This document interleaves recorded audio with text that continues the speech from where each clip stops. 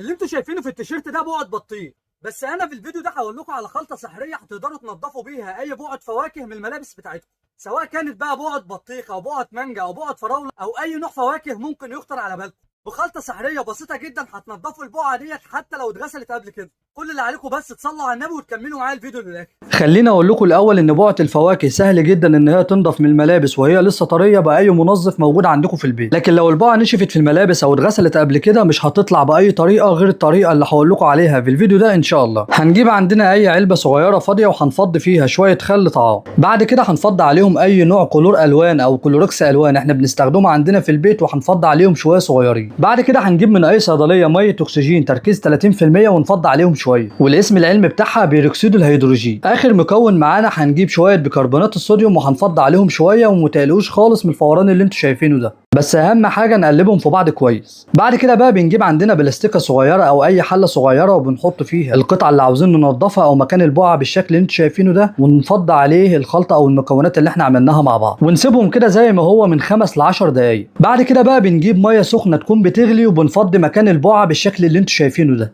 وباي فرشه ناعمه او بفرشه اسنان ونفرك مكان البقعه او ممكن نفرك الملابس في بعضيها. بعد كده بقى تقدروا تشطفوا قطعه الملابس لوحديها او تحطوها في الغساله تتغسل عادي. يا ريت بقى ما تنسونيش بدعوه حلوه وتعملوا لايك وشير على قد ما تقدروا عشان غيركم يستفاد.